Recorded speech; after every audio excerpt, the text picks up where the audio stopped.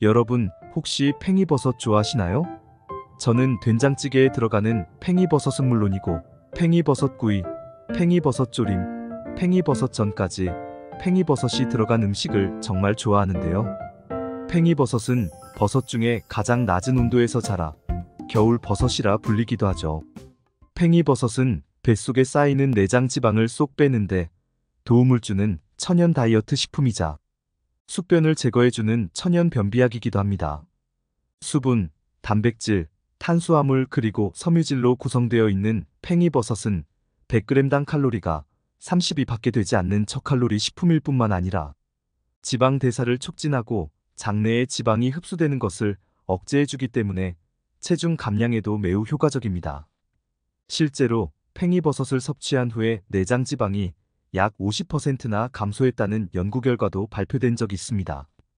게다가 팽이버섯에 함유된 가바라는 성분과 비타민 B5 성분은 불안감을 억제해주는 효능이 있어 심신을 안정시키고 스트레스와 불면증을 완화하는 데 효과가 있습니다. 이외에도 팽이버섯은 암이 다른 세포로 전이되지 못하도록 억제하는 항암 활성 화합물이 포함되어 있다고 알려져 실제 암 환자들이 많이 찾는 음식 중 하나이기도 하죠. 그런데 이렇게 맛도 좋고 몸에 좋은 팽이버섯도 어떤 음식과 어떻게 먹느냐에 따라서 내 몸에 보약이 될 수도 반대로 독이 될 수도 있다고 하는데요. 건강을 위한 올바른 팽이버섯 섭취법과 최악의 섭취법을 지금부터 알려드리겠습니다. 차근차근 끝까지 확인하시고 가족들에게 좋은 정보 공유하셔서 우리 가족 모두의 건강을 함께 지켜냅시다. 구독과 좋아요는 언제나 감사합니다. 팽이버섯을 섭취하는 최악의 방법 첫 번째는 바로 생으로 드시는 것입니다. 팽이버섯을 생으로 먹는 사람이 있는지 의아하신 분들 계시죠? 팽이버섯은 주로 익혀 먹지만 감칠맛과 특유의 단맛으로 익히지 않는 팽이버섯을 끓인 찌개나 국에 고명으로 얹어 마무리하거나 또는 샐러드처럼 드시는 분들이 생각보다 많이 있습니다. 그런데 팽이버섯은 절대로 생으로 드시면 안 됩니다. 그 이유는 익히지 않은 팽이버섯에는 리스테리아균이 존재하기 때문인데요. 리스테리아균은 재배 환경에서 번식하기 쉬운 식중독균으로 감염되면 발열 및 설사 그리고 구토 등을 유발할 수 있습니다. 더군다나 팽이버섯을 재배할 때는 농약을 사용하지 않고 지하수를 사용하는데 지하수에 존재하는 여러 미생물이 버섯에 유입될 수도 있기 때문입니다. 이에 농촌진흥청 국립원 예특작과학원에서는 팽이버섯을 재배하는 과정에서 버섯 표면에 리스테리아균이 증식할 수 있으니 생으로 섭취하는 것은 주의가 필요하다고 권고하고 있답니다. 다행히 리스테리아균은 열을 가하면 모두 제거된다고 합니다. 따라서 팽이버섯은 70도 이상의 온도에서 3분에서 10분 이상 조리해서 먹는 것을 권장드립니다. 또한 꼭 팽이버섯에 서식하는 리스테리아균이 아니더라도 모든 종류의 버섯에는 다른 균들이 존재할 수 있으니 반드시 흐르는 물에 1분 정도 불순물을 가볍게 씻어낸 후에 열을 가해 익혀 먹는 게 안전합니다. 실제로 미국에서 팽이버섯을 생으로 먹고 리스테리아균에 감염되어 사망한 사례가 있었기에 생으로 드시는 것은 꼭 피하시길 강력히 권장드립니다. 팽이버섯과 상극인 음식 두 번째는 오이입니다. 팽이버섯과 오이는 모두 건강에 좋은 식품이지만 이 두 식품은 성질이 차갑다는 특성을 가지고 있습니다. 물론 평소에 열이 많은 분들이라면 몸속의 열을 낮춰주는 것도 좋지만 평소에 몸이 차가운 분들은 주의가 필요합니다. 성질이 차가운 음식으로 계속 위장을 자극하면 소화불량과 복부팽만을 비롯해 배탈과 설사로 이어지면서 과민성 대장 증후군을 유발할 수 있기 때문인데요. 심할 경우 장 속의 면역체계를 무너뜨리고 소화기관의 염증과 암을 유발하는 환경을 만들게 되는 것입니다. 장은 소화, 흡수 그리고 배출의 역할 외에도 면역력을 조절하는 중요한 기능을 합니다. 제2의 뇌라고도 불리는 장은 뇌와 끊임없이 정보를 주고받을 뿐만 아니라 우리 몸의 면역 세포 70%가량이 장에 집중되어 있다고 합니다. 우리 몸속 상당수의 면역 세포가 장에 머무는 만큼 장은 우리 몸의 면역 시스템 자체와 건강을 좌우한다고 해도 과언이 아닌데요. 따라서 장 건강은 면역 시스템과 뇌 건강을 위해서라도 꼭 지켜주셔야 좋겠습니다. 그렇다면 성질이 찬 팽이버섯을 걱정 없이 먹을 수 있는 방법에는 무엇이 있을까요? 그건 바로 성질이 따뜻한 대파나 부추 또는 양파와 함께 드시는 겁니다. 팽이버섯은 식이섬유가 풍부해 포만감을 주고 칼로리는 낮은 반면 대파, 부추 그리고 양파는 몸이 차가우면서 소화기관이 약한 분들에게 도움이 됩니다. 특히 대파, 부추 그리고 양파에 함유된 베타카로틴은 대표적인 항산화 성분으로 체내 활성산소를 제거해주고 피부가 건조해지거나 주름이 생기는 것을 막아주기도 하죠. 따라서 팽이버섯을 드실 때는 장 건강을 위해서 대파나 양파 또는 부추와 함께 드시는 것이 좋고, 체내 흡수율을 높이는 방법으로는 기름에 볶아 먹는 게 유리하다고 합니다. 이는 볶는 과정에서 식품의 조직이 연해지기 때문에 베타카로틴 흡수가 더 잘 되기 때문입니다. 그렇다면 팽이버섯과 궁합이 좋은 음식에는 무엇이 있을까요? 팽이버섯과 궁합이 좋은 음식, 첫 번째는 두부입니다. 팽이버섯과 두부는 알츠하이머, 치매 걱정을 깨끗이 씻어주는 음식이며 치매 유발 물질이 뇌에 쌓이지 않게 도와주기 때문에 최고의 궁합이라고 합니다. 팽이버섯에는 판토텐산이란 성분의 비타민 B5가 풍부한데요. 이 성분은 호르몬 전달에 관여하는 특성을 가지고 있고 스트레스 해소에 도움을 준다고 합니다. 또 뇌의 콜린 성분이 신경 전달 물질인 아세틸콜린으로 전환될 수 있도록 도움을 주고 뇌세포벽에 형성되는 DNA 같은 지방산 합성을 도와주는 역할을 하죠. 아세틸콜린은 뇌세포 간 소통을 원활하게 만들어주며 학습 능력이나 기억력 그리고 집중력 등의 인지 기능을 위해 꼭 필요한 성분입니다. 만약 뇌에서 아세틸콜린의 분비량이 줄어들면 언어 능력은 퇴화하고 기억력이 떨어지며 알츠하이머 치매가 시작된다고 합니다. 그런데 놀랍게도 팽이버섯뿐만 아니라 두부도 알츠하이머 치매 예방에 도움을 준다고 알려져 있습니다. 두부에는 인지질의 일종인 레시틴이 들어있는데요. 특히 콜린을 함유하고 있는 레시틴은 알츠하이머 치매 예방에 도움을 줄 수 있습니다. 따라서 팽이버섯과 두부를 함께 먹는다는 것은 아세틸콜린의 분비량을 늘려주는 것이고 부작용 없이 천연 두뇌 영양제를 먹는 것과 같은 것이죠. 실제로 싱가포르 국립대 연구진은 일주일에 2번 이상 팽이버섯을 먹으면 언어 능력 퇴화 억제에 도움을 주고 건망증이나 기억력 저하 등의 증상을 막아 알츠하이머 치매 예방에 도움을 받을 수 있다고 밝혔습니다. 그러니 뇌 건강을 위해 팽이버섯을 꼭 두부와 함께 챙겨 드시기 바랍니다.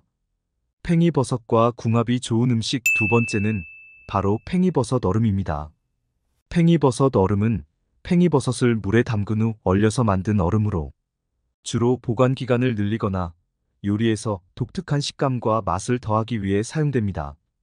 팽이버섯은 섬유질이 풍부하고 칼로리가 낮아 다양한 요리에 자주 사용되며 이를 얼려두면 더욱 효율적으로 보관할 수 있습니다. 팽이버섯 얼음을 사용하면 버섯의 영양 성분이 크게 손실되지 않으며 오히려 얼린 후 사용하는 과정에서 버섯의 섬유질이 약간 분해되어 소화가 더 쉬워질 수 있습니다. 또 얼린 팽이버섯을 사용하면 국물 요리나 찌개의 맛이 더 깊고 부드러워지며 감칠맛을 더해줍니다. 다만 팽이버섯 얼음은 식이섬유가 풍부하기 때문에 과다 섭취하면 장이 자극을 받아 설사를 일으킬 수 있으니 적정량을 섭취해야 합니다. 그리고 팽이버섯은 고칼륨 식품이기에 과다 섭취할 경우 과민성 대장염이나 고칼륨 혈증과 같은 부작용이 발생할 수 있으니 주의하시기 바랍니다. 냉동실에 보관한 팽이버섯 얼음의 유통기한은 약 3주 정도라고 합니다. 묵은 변비와 뱃살 고민을 싹 해결해주고 콜레스테롤 수치를 낮춰주며 혈액순환을 도울 뿐만 아니라 당뇨 예방과 치료에도 효과적인 팽이버섯 얼음을 챙겨 드시길 권장드립니다. 여러분 혹시 고구마 좋아하세요? 한국인들이 가장 좋아하는 간식 중 하나가 겨울철 군고구마일 만큼 고구마는 많은 사람에게 사랑받는 식재료입니다. 저도 굉장히 좋아하는데요. 그런데 이렇게 맛있고 많은 사람이 즐겨 먹는 고구마를 잘못 섭취하면 우리 몸에 치명적인 위험이 생길 수 있다는 사실 혹시 알고 계셨나요? 오늘은 고구마의 부작용과 올바른 섭취 방법에 대해 알아보겠습니다. 부드럽고 달콤한 맛에 남녀노소 누구나 좋아하는 고구마는 미국 항공우주국 나사에서 우주 식량으로 선정할 만큼 척박한 토양에서도 인간에게 풍부한 영양소를 공급해주는 고마운 채소입니다. 세계보건기구에서는 토마토와 케일에 이어 고구마를 세계 3대 면역식품으로 꼽을 정도로 그 영양학적 가치가 뛰어난 식품인데요. 생고구마를 잘랐을 때 나오는 흰 액체는 얄라핀이라고 불리는 성분인데, 이는 고구마의 풍부한 섬유소와 함께 장에 머물고 있는 각종 유해 성분을 흡착하고 배출하면서 변비 개선과 함께 대장암을 예방하는 효과가 뛰어납니다. 더불어 고구마의 아마이드라는 물질이 장 속의 유산균이나 비피더스균 등의 유익한 균을 증식시켜 장 건강을 더욱 높여주는 효과가 있습니다. 대한대장학문학회와 대한암협회에서는 매년 9월을 대장암의 달로 지정하고 대장암 위험성과 예방의 중요성을 알리는 활동을 하고 있는데요. 그도 그럴 것이 세계에서 대장암 발병률 1위를 차지하고 있는 나라가 바로 우리나라이기 때문입니다. 우리나라의 음식 특성상 맵고 짠 자극적인 음식이 많은 데다 기름진 서구의 음식이 더해지고 여기에 흡연과 음주, 과도한 스트레스까지 겹치면서 암 발병률은 날이 갈수록 높아지고 있는데요. 이때 평소에 간식으로 빵이나 과자를 먹는 것보다 영양소가 풍부한 고구마를 섭취하면 고구마에 함유된 베타카로틴과 카로티노이드 성분이 노화와 질병을 유발하는 활성산소와 염증을 억제하고 심장질환과 폐암, 식도암, 위암 등의 각종 암을 예방할 뿐만 아니라 신체 세포가 손상되는 것을 막는 동시에 세포 생성을 촉진시켜 피부 건강에도 큰 도움을 얻을 수 있습니다. 하지만 이렇게 몸에 좋은 고구마도 어떤 음식과 어떻게 먹느냐에 따라서 내 몸에 보약이 될 수도 반대로 독이 될 수도 있다고 하는데요. 이번 시간에는 고구마를 먹었을 때 독이 되는 최악의 경우와 이와 반대로 고구마를 언제 어떻게 먹어야 가장 큰 효과를 볼 수 있는지 함께 알아보겠습니다. 우리 가족을 위한 좋은 정보 꼭 챙겨가시고 구독과 좋아요 부탁드립니다. 고구마가 독이 되는 경우 첫 번째는 신장이 약하신 분들입니다. 고구마에는 섬유질과 비타민, 미네랄 등의 영양소들이 풍부하지만 그 중에서도 특히 칼륨이 매우 풍부하게 함유되어 있는데요. 칼륨은 체내 나트륨 수치를 조절해 신체 수분과 삼투압을 조절하고 혈압을 개선하여 뇌졸중이나 심근경색 등 심뇌혈관 질환의 발생과 사망률을 줄여주는 역할을 합니다. 하지만 이렇게 칼륨이 풍부한 고구마는 신장이 약하신 분들에게는 오히려 독이 될 수 있는데요. 신장 기능이 떨어져 있는 분들은 칼륨 배출이 원활하지 못하기 때문에 그대로 혈액에 쌓이면서 칼륨 농도가 높아져 고칼륨 혈증을 유발할 수 있습니다.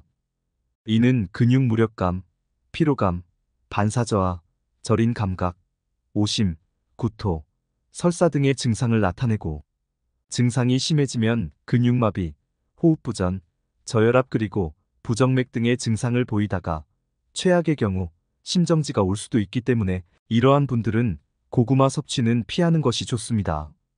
고구마가 독이 되는 경우 두 번째는 검은 반점이 있는 고구마를 먹는 것입니다.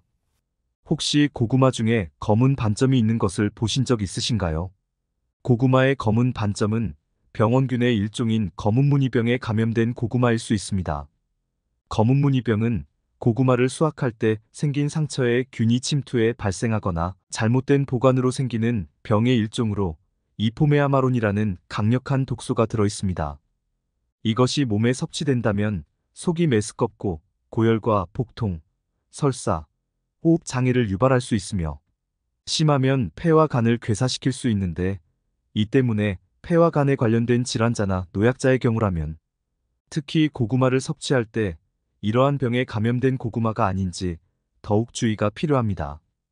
검은무늬병은 전염성이 강해 고구마 전체에 독소를 퍼뜨릴 뿐만 아니라 심지어 함께 보관한 고구마에 전염 가능성이 있어 보관할 때 검은무늬병 걸린 고구마가 있는 건 아닌지 꼼꼼히 살필 필요가 있습니다.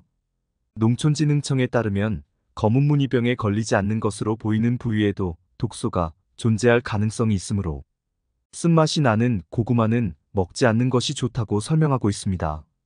검은무늬병에 걸린 고구마는 반점이 있는 곳을 도려낸다 하더라도 강력한 전염성으로 인해 이미 고구마 전체에 독소가 퍼져 있을 수 있으며 익혀도 독성이 사라지지 않기 때문에 아깝다고 먹지 말고 과감히 버리는 것이 좋습니다. 고구마가 독이 되는 경우 세 번째는 혈당이 높으신 분들입니다. 당뇨 환자나 아직 당뇨는 없지만 가족력이 있거나 당뇨 전 단계인 분들은 고구마를 드실 때 반드시 주의가 필요한데요. 사실 생고구마 그 자체만으로는 혈당 지수가 55 정도로 그다지 높지는 않습니다. 하지만 고구마를 익히게 되면 얘기가 달라집니다. 고구마 안에는 베타 아밀라아제라는 효소가 들어있는데 여기에 열을 가하게 되면 효소가 활성화되면서 고구마 안의 전분이 메가당으로 바뀌는 당화작용이 일어나게 됩니다.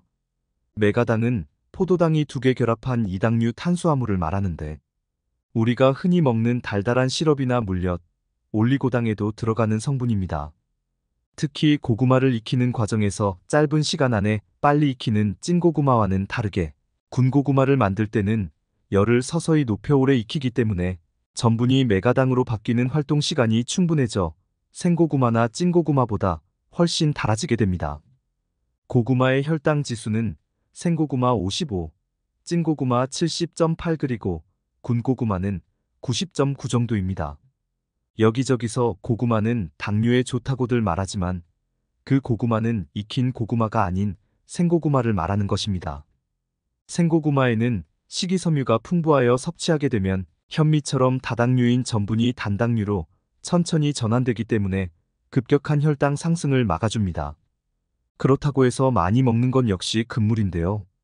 혈당 조절이 필요하신 분들이 고구마를 드시고자 한다면 익힌 것은 되도록 피하시고 생고구마를 하루에 100g 이내로 드시는 것이 좋습니다. 고구마가 독이 되는 경우 네 번째는 흡연을 하는 분들입니다. 고구마의 풍부한 베타카로틴 성분은 노화와 질병을 유발하는 활성산소를 제거하고 염증 질환 및 암 예방에 효과가 있으며 피부세포의 성장과 재생을 촉진하는 강력한 항산화 물질입니다. 그러나 오랫동안 흡연을 한 분들에게는 이 베타카로틴 성분이 오히려 독으로 작용하여 폐암을 유발한다는 연구 결과가 있는데요. 미국 국립보건원의 연구에 따르면 하루 베타카로틴 섭취량이 20에서 30mg인 흡연자는 베타카로틴을 복용하지 않는 흡연자에 비해 폐암 발생 위험이 24% 증가한 것으로 나타났습니다. 고구마에는 품종에 따라 차이가 있으나 대체로 속이 노란 품종의 고구마일수록 베타카로틴의 함량이 높은데요. 베타카로틴은 폐가 건강한 분들에게는 폐암 예방에 도움을 줄 수 있지만 반대로 흡연자의 경우 과량 섭취하면 오히려 폐암 위험을 증가시킬 수 있습니다. 사실 고구마를 매일 먹는 것도 아니고 한두 개 먹는다고 해서 폐암이 생기지는 않겠지만 이러한 사실을 인지하고 조심한다고 해서 나쁠 건 없겠지요. 따라서 흡연자분들은 되도록 베타카로틴 섭취에 각별히 주의하는 것이 좋겠습니다. 고구마가 독이 되는 경우 다섯 번째는 위장이 약하신 분들입니다. 혹시 고구마를 드시고 속이 쓰리거나 신물이 올라오신 적 있으신가요? 고구마는 75%가 전분으로 이루어진 전분 덩어리인데 여기에 열을 가해서 익히게 되면 고구마의 질감이 물러지고 찐득해지죠. 먹다 보면 식감이 부드러워서 얼마 씹지도 않고 꿀떡꿀떡 삼키다 보면 어느새 고구마 한 개쯤은 금방 먹게 되는데요. 이렇게 찐득하고 물컹한 고구마가 한꺼번에 많은 양이 위장으로 들어가게 되면 위액이 음식물과 잘 섞이지 못해서 소화시키는데 많은 시간이 걸리게 됩니다. 이때 평소에 위장 건강이 좋지 못한 분들은 위산이 충분히 나오지 않다 보니 소화되는 시간이 더욱 길어지면서 속이 답답하고 얹힌 듯한 느낌이 들죠. 어떻게든 일을 마친 위장은 고구마를 꾸역꾸역 소장으로 내려보내려 하는데 소장에서는 당분 함량이 많은 고구마가 한꺼번에 많은 양이 내려오다 보니 소장세포에서 음식물을 천천히 보내라고 GLP-1이라는 호르몬을 분비합니다. 이 호르몬은 음식을 먹은 뒤에 혈당이 올라갈 때 장에서 분비되는 호르몬인데 한꺼번에 많은 당이 몸속으로 들어오면 음식이 그만 들어오도록 뇌가 포만 중추를 자극해 식욕을 떨어뜨리고 음식물이 장내에 오래 머물게 하여 포만감이 오래 지속되도록 돕는 역할을 합니다. 이 때문에 고구마가 위장 속에 한참을 머물게 되고 위장 압력이 증가하면서 위장 속 내용물이 식도 쪽으로 올라오는 식도 역류 현상이 나타나는 것이죠. 이렇게 고구마만 먹었다 하면 속이 불편한 분들은 되도록 소량씩만 드시도록 하고 동치미와 함께 드시는 것도 좋은 방법이 되는데요. 동치미에 들어가는 무에는 탄수화물 소화에 도움이 되는 효소인 아밀라아제가 풍부하게 함유되어 있습니다. 아밀라아제는 녹말을 분해하는 효소로 쌀이나 밀가루 등 탄수화물 음식을 소화하는 데 큰 도움을 줍니다. 특히 아밀라아제는 무 껍질에 가장 많이 함유되어 있기 때문에 되도록 무를 드실 때는 껍질을 벗기지 않고 함께 먹는 것이 가장 좋습니다. 여러분은 상추 좋아하시나요? 저는 삼겹살을 먹을 때면 상추를 2개씩 싸먹을 정도로 좋아하는데요. 상추는 동의보감에도 기록될 만큼 근육과 뼈를 튼튼하게 하고 오장의 기운을 고르게 하여 머리를 맑게 하는 대표적인 건강 채소입니다. 점심때 상추 먹지 말라는 말 한 번쯤 들어보셨죠? 상추를 드시고 나서 나도 모르게 꾸벅꾸벅 졸리고 잠이 쏟아진 경험 있으실 텐데요. 그만큼 상추에는 불면증을 완화하고 신경을 안정시키는 효과가 있습니다. 바로 상추 줄기 속 하얀 진액에 다량 함유된 멜라토닌과 락투카리움 성분 때문인데요. 상추 진액 성분인 락투카리움은 스트레스 완화와 신경 안정 효과가 있으며 멜라토닌은 불면증 감소에 효과가 있어 느긋한 마음과 편안한 잠을 도와줍니다. 상추에는 락투신 성분이 풍부하여 신경 안정과 통증 완화에 도움을 주며 비타민은 물론이고 다양한 미네랄과 영양으로 가득 찬 채소입니다. 그렇지만 아무리 건강에 좋은 상추도 함께 드시면 몸에 독이 되는 음식이 있다는 사실 알고 계셨나요? 오늘은 많은 사람들이 즐겨 먹는 상추와 함께 먹으면 독이 되는 음식, 그리고 보약이 되는 음식에 대해 알아보겠습니다. 우리 가족을 위한 소중한 건강정보 꼭 챙겨가시고 주변의 소중한 사람들에게도 널리 알려주세요. 구독과 좋아요도 꼭 부탁드릴게요. 최악의 상추 섭취법 첫 번째는 바로 겉절이입니다. 새콤달콤한 맛으로 잃었던 입맛도 돌아오게 하는 아삭하고 맛있는 상추 겉절이. 문제는 바로 이 상추 겉절이에 들어가는 설탕에 있습니다. 상추 겉절이 양념에는 생각하시는 것보다 정말 많은 양의 설탕이 들어갑니다. 지나친 설탕의 섭취는 몸의 혈당을 올려 인슐린 저항성을 높이고 당독소를 생성하여 암과 각종 질병의 원인이 됩니다. 그뿐만이 아닙니다. 기억력을 관장하는 뇌 속의 해마를 줄어들게 하여 치매를 유발시키는 원인이 됩니다. 그런데 왜 특히 설탕을 상추와 먹으면 해로울까요? 상추에는 뇌에 좋은 엽산을 비롯해서 비타민과 치코르산이 풍부하게 들어있습니다. 하지만 상추를 설탕과 같이 드시면 이 좋은 성분들이 설탕을 소화시키는데 모두 쓰이게 됩니다. 독일 베를린 대학 연구팀의 실험 결과에 따르면 치코르산이 치매의 초기 증상인 기억 손상을 감소시키는 특효가 있는 것으로 밝혀졌습니다. 그렇지만 아무리 치매 예방을 위해서 상추를 드시더라도 설탕이 가득 함유된 겉절이로 드시게 되면 이러한 유익한 성분들이 소용없게 되는 것이죠. 그뿐만이 아닙니다. 상추의 풍부한 비타민 K는 인지저하 및 치매 예방에 도움이 됩니다. 미국 노스캐롤라이나대 연구팀이 치매 진단을 받은 사람의 뇌를 건강한 사람의 뇌와 비교한 결과 치매 진단을 받은 사람의 비타민 K 수치가 낮았으며 뇌에 칼슘 조절 장애를 가지고 있었다고 합니다. 상추에는 뼈를 구성하는 칼슘 함량이 풍부하고 비타민 A가 다량 함유되어 있어 칼슘 흡수율을 높이기 때문에 상추를 드시면 치매를 예방하는 최고의 성분들을 제대로 섭취할 수 있습니다. 그렇다면 상추와 함께 먹으면 좋은 음식은 무엇일까요? 상추와 궁합이 좋은 음식 첫 번째는 사과입니다. 사과의 칼륨 성분이 불필요한 나트륨을 배출시키고 혈관을 확장시켜줍니다. 여기에 상추는 독소를 배출시켜주는 해독작용이 뛰어나 피를 맑게 정화해주어 어혈성 빈혈에 도움이 됩니다. 그뿐만이 아닙니다. 사과의 붉은 껍질 속에 가득한 항산화 성분인 안토시아닌이 몸속 염증을 제거하고 상추의 줄기와 잎에 함유된 락투신이라는 특수한 항암 물질이 발암 물질인 니트로아민을 분해시켜 위암이나 간암 등 소화기 계통의 암을 예방하는 작용을 합니다.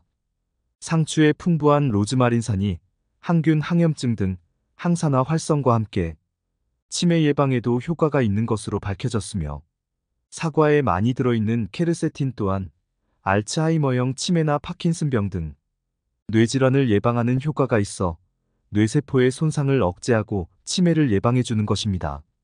상추와 최악의 궁합인 음식 두 번째는 고온에서 조리한 고기입니다. 식이섬유와 비타민이 풍부한 상추는 기름진 육류를 드실 때 몸속에 콜레스테롤이 쌓이는 것을 막아줍니다. 특히 상추에는 육류에 부족한 비타민이 풍부하며 상추에 부족한 단백질은 고기가 채워주니 안심하고 드셔도 된다고 생각하셔서 육류를 과도하게 섭취하시는 경우가 많습니다. 상추와 고기를 함께 드시면 영양학적으로는 서로 보완이 되는 것이 맞을 수 있지만, 고온에서 조리한 고기, 특히 불에 구워서 탄 고기는 다릅니다. 오랜 기간 동안 장수한 사람들의 특징 중 하나가 바로 고기를 끓이거나 삶아서 먹는 습관이라고 합니다. 상추의 뛰어난 항산화 효과에도 불구하고 상추에 불에 그을린 고기를 드시는 것은 건강에 좋은 습관이 아닙니다. 특히 직화구이는 당독소를 발생시켜 우리 몸에 만성염증을 일으킵니다. 그뿐만이 아닙니다. 채소는 무조건 몸에 좋은 것이며, 특히 푸른 채소는 건강의 근원이라고 생각해 과도하게 섭취하는 분들이 계십니다. 상추 같은 녹색 채소에 들어있는 초산성 질소는 체내에 쌓여 고기의 단백질과 결합해 발암성이 있는 니트로소아민으로 바뀌게 됩니다. 그래서 구운 고기를 드실 때 초산성 질소가 많이 들어있는 상추를 드시는 건 좋은 궁합이 아닙니다. 반대로 상추와 궁합이 좋은 음식 두 번째는 계란입니다. 노화와 함께 체내에서 계속 줄어드는 루테인은 눈의 망막 한가운데에서 빛을 받아들이는 황반의 구성 성분으로 잘 알려져 있습니다. 계란에는 루테인과 제아크산틴 등 카로티노이드 계열의 강력한 항산화 성분이 풍부하여 망막을 보호해줄 뿐 아니라 녹내장을 예방해줍니다. 또한 상추에는 비타민 A와 루테인이 풍부하게 함유되어 있어 눈의 점막을 보호하고 유해 광선에 의한 시세포 파괴를 방지하여 시력을 보호해줍니다. 신체 노화로 인해 원활하지 못했던 혈액 흐름이 원활해지고 인지 기능의 저하나 치매 발생에 영향을 미치므로 상추를 꾸준히 섭취하셔서 뇌의 혈류를 증가시켜야 합니다. 상추의 초산염은 구강에 좋은 균들과 만나 아초산염으로 변하는데요. 이 아초산염은 특히 신체의 혈관을 확장시켜 혈압을 내려주고 산소가 결핍되어 있는 부위에 혈류와 산소를 증가시키는 작용을 합니다. 여기에 계란에 풍부하게 들어있는 레시틴은 뇌세포막을 구성하는 성분으로서 뇌세포 손상으로 발생하는 치매를 예방해주는 효과가 있습니다. 그래서 계란과 상추를 드시면 뇌혈류를 증가시키고 뇌세포막을 튼튼하게 해주어 치매를 예방하는 최고의 궁합이 됩니다. 상추와 함께 먹으면 최악의 궁합, 세 번째는 고혈압약입니다. 상추가 심혈관 질환 예방에 효능이 있다고 알려져서 고혈압이나 고지혈증이 있는 분들께서 즐겨 드시는 식품일 텐데요. 그렇지만 혈압이나 고지혈증에 좋다고 매일 다량을 섭취하시면 안 됩니다. 특히나 와파리는 음식에 영향을 많이 받는 것으로 알려져 있는데요. 상추에 들어있는 비타민 K 성분이 와파린의 약효를 반감시킬 수 있습니다. 비타민 K는 혈관에 상처가 나면 혈소판을 활성화시켜 지혈을 해주는 성분입니다. 그러나 고혈압약은 혈액을 묽게 하는 항응고제이죠. 혈전으로 인해 혈관이 막히는 것을 방지합니다. 하지만 상추의 풍부한 비타민 K는 이와는 반대로 혈액을 응고시키는 작용을 합니다. 그렇다면 고혈압약을 복용하시는 분들은 상추를 드시면 안 될까요? 아닙니다. 혈관 건강을 위해서 오히려 꼭 챙겨 드셔야 합니다. 비타민 K가 들어있는 모든 식품을 전혀 드시지 않을 필요는 없습니다. 상추 속의 풍부한 칼륨이 심혈관 질환의 원인인 콜레스테롤의 수치를 낮춰주며 동맥경화를 예방해줍니다.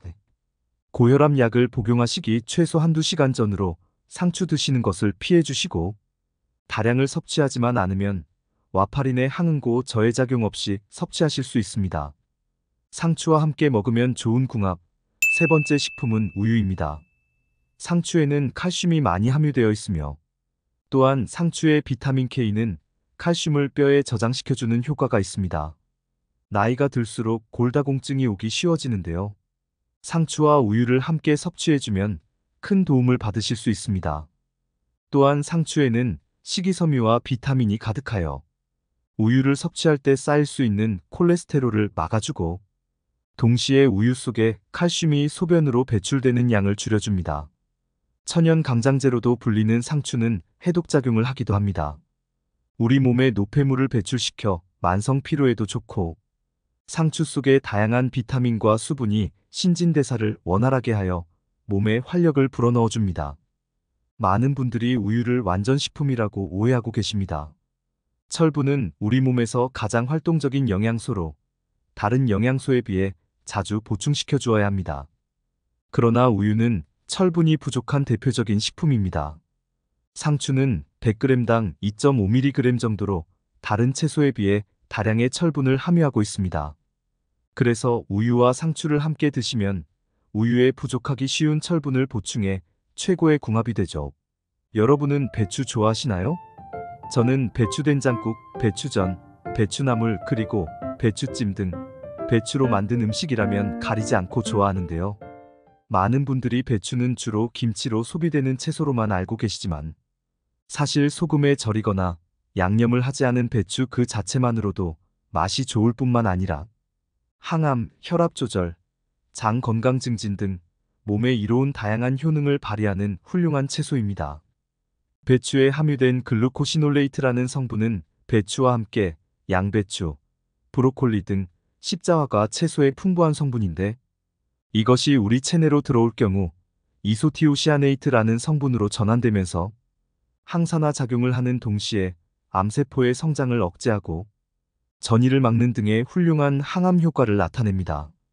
최근 저명한 국제학술지 란셋에 실린 논문에 따르면 한국의 대장암 발병률이 조사 대상 42개국 중 세계 1위를 기록할 정도로 그 사태가 심각하다고 하는데요. 요즘에는 햄이나 소세지, 베이컨 등의 가공육과 함께 직화해 구워 먹는 붉은 육류 섭취가 늘고 여기에 더해 음주, 흡연, 비만, 운동 부족 등으로 인해 날이 갈수록 암 환자 수가 늘고 있다고 합니다. 영국 프란시스 크릭 연구소 연구팀에 따르면 장 표면은 피부와 마찬가지로 4일에서 5일에 걸쳐 재생되는데 이 과정이 통제되지 않으면 염증이 생기고 심각할 경우 암으로 발전할 수 있다고 합니다. 이때 평소에 먹는 식단에 배추 같은 십자화과 채소만 더해줘도 채소를 씹을 때 나오는 인돌스리카비놀이라는 화학 물질이 장 내부의 염증을 방어하는 면역세포에 긍정적인 영향을 줘서 암을 예방하는 데 도움이 된다고 합니다. 또한 배추에는 칼슘과 비타민 K가 풍부해서 뼈를 강화하는 동시에 골다공증의 위험을 줄여주고 무엇보다 배추의 비타민 C는 가열에도 잘 파괴되지 않아 어떤 요리를 하더라도 충분한 비타민을 섭취할 수 있습니다. 이로 인해 날씨가 건조해지면 걸리기 쉬운 호흡기 질환을 예방해주며 신진대사와 혈액순환을 촉진해 피로를 유발하는 젖산 분비를 억제하여 만성 피로와 기력 회복에 큰 도움을 줍니다. 하지만 이렇게 보약보다 좋은 배추에도 같이 먹으면 건강을 해치는 음식들이 있다는 사실 알고 계셨나요? 오늘은 많은 사람들이 즐겨 먹는 배추와 함께 먹으면 독이 되는 음식에 대해 알아보겠습니다. 배추가 독이 되는 경우 첫 번째는 배추를 생으로 먹는 것입니다. 입맛 없을 때 쌈배추에 쌈을 싸서 한 그릇 뚝딱 하시는 분들 많으시죠? 그런데 혹시 이렇게 생으로 쌈을 드실 때 농약이 걱정되지는 않으신가요?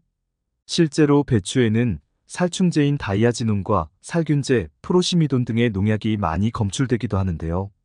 이러한 농약들이 단순히 인체에 해로울 뿐만 아니라 심지어 암을 유발하거나 뇌에도 영향을 끼칠 수 있기 때문에 섭취할 때 반드시 주의가 필요합니다. 이 때문에 배추를 안전하게 섭취하기 위해서는 우선 세척 방법이 중요한데요. 농촌진흥청의 연구 결과에 따르면 배추 같은 엽채소류를 씻을 때는 흐르는 물에 한 번 씻는 것보다 물을 받아 2번에서 3번 정도 씻는 것이 잔류농약 제거 효과가 많게는 2배까지 높아지고 세척 시간도 절약되는 것으로 나타났습니다. 또한 씻는 물에 소금이나 주방용 중성세제를 첨가하면 제거 효과가 높았으며 특히 중성세제를 사용할 경우 농약 종류나 성분에 따라 최고 2배까지 제거 효과가 높게 나타나기도 했습니다. 김치처럼 발효시키는 음식의 경우 배추를 절이는 단계에서도 소금물로 인해 배추 속 수분이 삼투압 현상으로 빠져나가면서 농약이 어느 정도는 제거되는 것으로 나타났는데요. 발효 과정에서 유기산과 젖산균 등의 효소나 미생물에 의해 농약의 분해가 이루어져서 발효 4주 후부터는 거의 모든 농약이 제거된 것으로 나타나기 때문에 김치에 대한 농약 걱정을 하지 않으셔도 좋은데요. 하지만 생으로 드실 때만큼은 잔류 농약이 남아있을 수 있기 때문에 반드시 꼼꼼하게 씻어서 드시는 것이 좋겠습니다. 배추가 독이 되는 경우 두 번째는 갑상선이 약하신 분들입니다. 배추 같은 십자화과 채소에는 글루코시놀레이트라는 성분이 풍부하게 함유되어 있는데요. 글루코시놀레이트는 노화를 촉진하는 활성산소를 억제하고 암과 관련된 호르몬의 생성을 억제해 발암물질을 막고 종양의 성장을 막아 항암제 역할까지 하는 든든한 성분입니다. 하지만 문제는 이 성분이 갑상선이 약하신 분들에게는 오히려 독이 된다는 것인데요. 글루코시놀레이트가 우리 몸에서 분해되는 과정 중에 고이트로젠이라는 성분으로 바뀌는데 이 성분은 갑상선 호르몬을 만드는데 반드시 필요한 영양소인 요오드의 흡수를 방해하고 갑상선 호르몬의 생성을 억제하여 갑상선이 비정상적으로 작용하게 만듭니다. 안 그래도 갑상선 호르몬이 부족한 환자들에게는 오히려 증상이 악화될 수 있다는 것인데요. 갑상선 호르몬이 부족하면 갑상선 기능이 저하되고 갑상선 기능 저하증이 발생할 수 있으며 추위를 잘 타고 땀이 잘 나지 않으면서 피부는 건조하고 창백하며 얼굴과 손발이 붓는 등의 증상이 나타나고 심할 경우 갑상선의 크기가 비정상적으로 커지면서 갑상선종이 생길 수 있습니다. 암의 원인과 통제 저널에서 발표된 연구에 따르면 요오드 결핍이 있는 여성의 경우 십자화과 채소 섭취가 갑상선암 발병 위험을 높이는 것으로 나타났습니다. 따라서 갑상선 질환을 앓고 있는 분이나 갑상선 관련 질환 가족력이 있는 분들은 배추 섭취에 주의가 필요한데요. 갑상선에 문제가 있는 경우 배추의 하루 섭취량은 성인 기준으로 반컵에서 한 컵 정도가 적당하며 고이트로겐 성분은 물에 삶거나 데치면 함량이 어느 정도 감소하기 때문에 되도록 생으로 먹기보다는 익혀서 드시는 것이 가장 좋습니다. 갑상선 약을 복용 중이시라면 의사와 정확한 상담을 통해 섭취량을 조절하는 것이 좋습니다. 배추가 독이 되는 경우 세 번째는 신장이 약하신 분들입니다. 배추하면 떠오르는 음식 바로 김치가 빠질 수 없는데요. 김치에는 마늘이나 생강 등 몸에 좋은 부원료가 들어가고 거기에 발효 과정을 거쳐 만들어진 다양한 유산균과 항산화 성분이 암을 예방하거나 혈관 건강을 개선하는 등 건강에 이로운 효능을 줍니다. 그러나 김치가 아무리 몸에 좋다고는 하지만 김치가 듬뿍 들어간 김치찌개나 김치찜 같은 요리들은 신장이 약하신 분들에게 오히려 치명적일 수 있는데요. 김치는 만드는 과정에서 소금이나 젓갈 액젓 등으로 인해 기본적으로 나트륨 함량이 높은 음식에 속합니다. 흔히 밥과 함께 곁들여 먹는 소량의 김치는 크게 걱정할 수준이 아니지만 김치찌개나 김치찜처럼 상대적으로 김치가 많이 들어가고 한꺼번에 많이 먹게 되는 요리에는 나트륨의 양이 정말 어마어마한데요. 김치찌개 1인분의 경우 약 1962mg의 나트륨이 포함되어 있는데 이는 한국 성인의 하루 나트륨 권장량의 무려 98%에 해당하는 수치입니다. 나트륨을 많이 먹게 되면 신장에서 소변으로 나트륨 배설을 증가시키는데 나트륨이 배출될 때 칼슘이 함께 배출되어 혈액 내 부족한 칼슘 보충을 위해 뼛속에 칼슘을 배출시켜 골감소증, 골다공증 같은 뼈 질환의 위험이 높아지게 됩니다. 더불어 이 과정에서 신장에 부담을 주어 신장이 좋지 못한 분들은 신장 기능이 더욱 악화될 수도 있습니다. 또한 김치가 많이 들어간 요리는 칼륨 수치도 무시할 수 없는데요. 김치찌개 1인분에는 칼륨이 약 639mg, 적지 않은 양이 들어있는데 여기에는 배추만 아니라 고춧가루나 돼지고기 등 다양한 식재료가 더해지면서 칼륨 함량이 더욱 높아지는 요리가 만들어질 수밖에 없습니다. 신장이 안 좋은 분들에게는 이처럼 칼륨 함량이 높은 음식은 그야말로 독이나 마찬가지이기 때문에 되도록 섭취는 피하는 것이 좋은데요. 신장이 건강하더라도 이렇게 맵고 짠 음식들을 자주 먹으면 건강상 이점보다 오히려 건강을 망칠 수 있기 때문에 가급적 자주 먹는 것은 피하는 것이 좋겠습니다. 배추가 독이 되는 경우 네 번째는 약을 복용 중인 분들입니다. 배추에는 여러 가지 영양소가 들어있지만 그 중에서도 특히 비타민 K는 혈소판을 활성화해서 체내에서 발생되는 출혈의 지혈을 돕는 역할을 합니다. 평소에 피곤해 코피를 자주 흘린다거나 멍이 쉽게 들고 잇몸에서 피가 나거나 눈에 핏줄이 잘 터지는 분들은 배추 속에 비타민 K가 뇌출혈을 막는데 도움이 될 수 있습니다. 하지만 문제는 와파린 계통의 약이나 아스피린을 드시는 분들에게 부작용을 일으킬 수 있다는 것인데요. 와파린 계통의 약이나 아스피린처럼 혈액의 응고를 억제하는 약들은 혈관 내에 혈전이 생기는 것을 막아 뇌졸중이나 심근경색 그리고 심장 판막 질환이나 부정맥 등을 예방하는 약품입니다. 하지만 배추 속에 함유된 비타민 K는 와파린이나 아스피린 같은 항응고제와 완전히 정반대 역할을 하는데요. 와파린과 아스피린은 혈관을 묽게 만들어주는 반면 배추 속의 비타민 K는 오히려 혈액을 응고시키는 역할을 합니다. 따라서 평소에 와파린 계통의 약이나 아스피린을 처방받아 복용 중이시라면 배추 속의 비타민 K가 오히려 약의 효능을 크게 떨어뜨릴 수 있으니 지금 먹고 있는 약이 와파린 계통의 약은 아닌지 반드시 확인해 보시기 바랍니다. 그리고 혹시 배추에 생긴 검은 반점을 보신 적 있으신가요? 몇몇 분들은 정체를 알 수 없는 이 검은 반점을 배추가 상하거나 곰팡이가 핀 것은 아닌가 하는 두려움에 먹기가 찝찝해서 도려내고 드시는 분들이 계신데요. 사실 배추에 생긴 이 검은 반점은 깨시무늬 증상이라고 부르는데 이 증상은 해충이나 바이러스에 의한 것이 아니라 배추를 키우는 과정에서 질소가 너무 많이 공급되거나 부족할 때 생기는 것으로 농작물 자체에 생리적인 이상이 생겨 나타나는 생리장애입니다. 검은 반점이 있는 배추는 미관상 좋지 않아 상품 가치가 떨어지지만 섭취해도 건강에는 전혀 문제가 없기 때문에 안심하고 드셔도 좋습니다. 여러분은 딸기 좋아하시나요? 저는 어릴 때부터 다른 과일보다 딸기를 정말 좋아했는데요. 그냥 먹어도 상큼하고 딸기 케이크, 딸기 쉐이크, 딸기 롤 등 딸기로 만든 음식은 정말 맛있고 인기가 많죠. 딸기는 날씨가 쌀쌀한 겨울에 가장 맛있다고 하는데요. 그 이유는 겨울철 기온이 낮으면 딸기의 성장 속도가 느려지는데 성장 속도가 느려지는 만큼 당분과 영양소를 충분히 축적하기 때문에 맛이 아주 좋다고 합니다. 잘 익은 딸기는 단순히 입을 즐겁게 해주는 간식에 불과할 것 같지만 사실 딸기가 지니고 있는 숨은 효능이 엄청나다고 하는데요. 딸기에 풍부하게 함유된 각종 비타민이 감기 예방과 면역력을 향상시키는 것 외에도 딸기에 함유된 엘라그산이라는 성분이 암세포가 스스로 자멸하도록 유도하여 암세포의 성장을 억제하는 효과가 있으며 더불어 항산화, 항바이러스, 항돌연변이 등의 기능으로 인해 암 예방과 함께 손상된 DNA 회복시키는 역할을 한다고 합니다.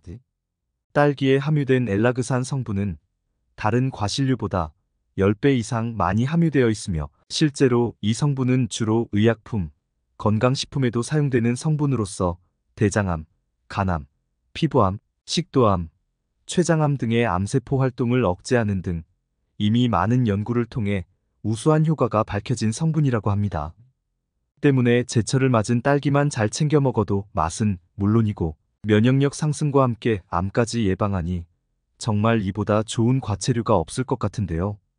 그런데 이렇게 몸에 좋은 딸기도 어떤 음식과 어떻게 먹느냐에 따라서 내 몸에 보약이 될 수도 반대로 독이 될 수도 있다고 하는데요.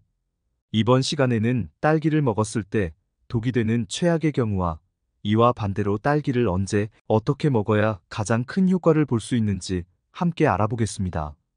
안녕하세요. 건강무지개입니다. 오늘은 많은 사람들이 즐겨 먹는 딸기와 함께 먹으면 독이 되는 음식, 그리고 보약이 되는 음식에 대해 알아보겠습니다. 우리 가족을 위한 소중한 건강정보 꼭 챙겨가시고 주변의 소중한 사람들에게도 널리 알려주세요. 구독과 좋아요도 꼭 부탁드릴게요. 감사합니다. 딸기가 독이 되는 경우 첫 번째는 잔류농약입니다. 여러분은 딸기를 어떻게 씻어서 드시나요? 딸기는 보기보다 잔류농약이 많은 식품 중 하나라고 하는데요. 2016년 미국의 한 환경연구단체 조사에 따르면 잔류농약이 가장 많은 과체류가 딸기인 것으로 나타났으며 미국 농무부가 879종의 딸기 샘플을 조사했더니 그중 무려 98%에서 잔류농약이 검출되기도 했습니다. 극소량의 잔류농약이라도 장기간 지속적으로 섭취할 경우 우리 몸에 심각한 부작용이 나타날 수 있는데 실제로 하버드 대학에서 진행된 연구에 따르면 불임 치료를 받고 있는 여성 325명의 데이터를 조사했더니 딸기나 시금치, 고추, 포도와 같이 잔류농약이 많이 함유된 과일과 채소를 섭취하면 여성의 임신이나 출산 가능성이 18%에서 26% 감소하는 것으로 나타났으며 정자의 품질이 저하되는 등 생식 기능에 악영향을 끼치는 것으로 나타났습니다. 특히 딸기는 상품성을 유지하기 위해 수분 증산 억제제나 곰팡이 억제제 등의 약품이 사용되는 경우가 있는데 이는 간의 독소로 작용해 간 기능이 약한 분들에게 영향을 끼칠 수 있습니다. 때문에 딸기를 씻지 않거나 대충 씻어서 먹을 경우 이처럼 몸에 생각지도 못한 부작용을 일으킬 수 있는데요. 딸기는 과육이 무른 식품인 만큼 농약이 침투하기 쉬운 식품이기 때문에 더욱 유의해야 합니다. 딸기를 씻을 때는 꼭지 아래쪽에 농약과 불순물들이 많이 붙어 있을 수 있기 때문에 꼭지를 떼어내고 물에 1분 동안 담근 후 흐르는 물에 30초 정도 충분히 씻으면 잔류 농약이 말끔히 제거됩니다.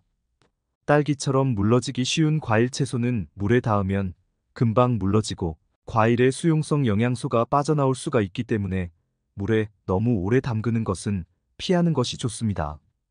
딸기가 독이 되는 경우 두 번째는 평소에 혈당이 높으신 분들입니다. 딸기는 혈당 지수가 낮은 식품에 속합니다. 때문에 딸기는 당뇨 환자분들에게도 좋은 식품으로 알려져 있는데요. 그런데 문제는 이러한 과일들을 도대체 얼마나 먹어야 하는가입니다.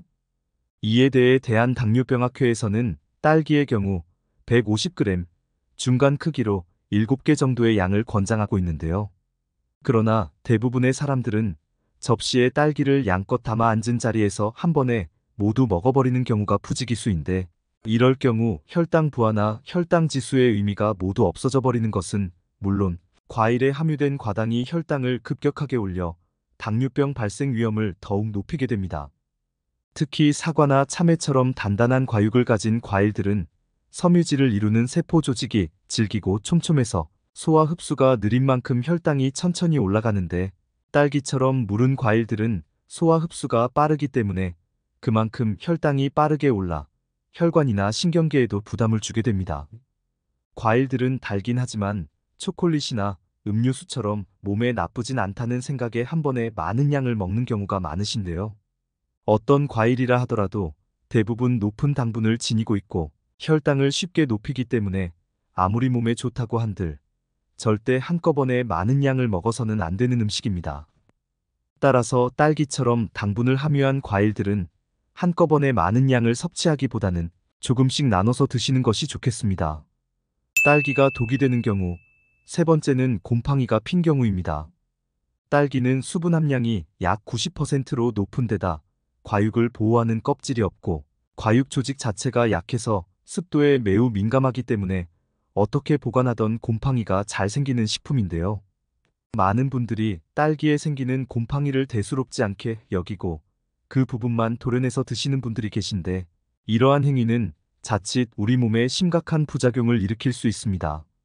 그 이유는 겉으로 봤을 땐 곰팡이가 딸기 표면에만 있는 것처럼 보이지만 사실은 이미 딸기 속까지 곰팡이 포자가 퍼졌을 가능성이 높기 때문인데요. 이러한 곰팡이 포자가 우리 몸속으로 들어올 경우 알 수 없는 알레르기 반응과 함께 호흡기, 위장장애 등 다양한 문제를 일으킬 뿐만 아니라 장기간 섭취하면 간에 암을 유발할 수도 있기 때문에 되도록 먹지 않는 것이 좋습니다. 특히 면역력이 약한 사람의 경우 더욱 심각한 부작용을 일으킬 수 있기 때문에 반드시 유의해야 합니다. 단순히 딸기가 물러진 경우는 딸기의 세포벽이 붕괴하여 나타난 현상으로 먹어도 문제가 없지만 곰팡이로 인해 물러진 경우는 딸기 전체에 문제가 있을 수 있기 때문에 반드시 버리는 것이 좋습니다. 따라서 딸기를 드실 때는 그때그때 필요한 만큼만 구입하는 것이 좋고, 보관할 때는 일반 냉장고의 온도인 4도보다 더 낮은 영도 정도의 온도에 두면 더욱 신선하게 보관할 수 있습니다. 또한 서로 붙어 있으면 쉽게 무를 수 있으니 되도록 겹겹이 쌓아 보관하는 것은 피하고, 과일의 성숙과 노화를 촉진하는 에틸렌가스를 방출하는 과일과는 함께 보관하지 않는 것이 좋습니다. 딸기가 독이 되는 경우 네 번째는 신장이 약하신 분들입니다. 딸기에 함유된 칼륨은 100g당 170에서 200mg 정도로 적지 않은 양이 함유되어 있는데요. 칼륨은 신체 내부의 전기 전도체로 작용하여 정상적인 심장 박동을 유지하고 부정맥의 위험을 감소시키며 혈압 조절, 근육 기능 강화 등 다양한 역할을 합니다. 그런데 만성 신장 질환이 있는 분들은 칼륨을 배설하는 능력이 떨어지기 때문에 딸기처럼 칼륨이 많은 음식을 섭취하면 혈액 속 칼륨 농도가 높아져 고칼륨 혈증이 발생할 수 있습니다. 이는 근육 무력감과 피로감, 오심, 구토, 설사 등의 증상이 나타나다가 심해지면 근육마비, 호흡부전, 부정맥, 여기서 더 심해지면 심장마비까지 올 수 있기 때문에 신장 질환자들은 이처럼 칼륨이 함유된 음식을 섭취할 때는 반드시 유의해야 합니다. 따라서 신장이 안 좋으신 분들은 수박이나 참외, 바나나, 딸기처럼 칼륨 함량이 높은 음식은 되도록 섭취를 최소화하고 전문의와 정확한 상담을 통해 적정량을 섭취하는 것이 좋겠습니다. 그렇다면 이와 반대로 딸기를 건강하게 섭취하는 방법들은 어떤 것이 있을까요? 딸기를 건강하게 섭취하는 방법. 첫 번째는 유제품과 함께 먹는 것입니다. 딸기에는 혈관이 노화되는 것을 억제하는 구연산 성분이 풍부한데요. 이 구연산 성분은 우유나 치즈의 풍부한 칼슘이 체내로 흡수되는 것을 도와 뼈 건강을 높이고 골다공증과 같은 뼈 질환이 발생하는 것을 예방하는 데 도움을 줍니다. 또한 유제품에 함유된 양질의 단백질과 비타민 A, 비타민 B 성분들은 피부 점막과 뼈 치아를 구성하는 콜라겐 재생에 중요한 역할을 하는데, 이 성분들이 딸기에 함유된 비타민 C를 만나게 되면 콜라겐 생성을 더욱 촉진하여 피부나 뼈 건강을 한층 더 높여줍니다. 딸기를 건강하게 섭취하는 방법. 두 번째는 견과류와 함께 먹는 것입니다. 견과류에는 지용성 비타민으로 알려진 비타민 E가 풍부하게 함유되어 있는데요.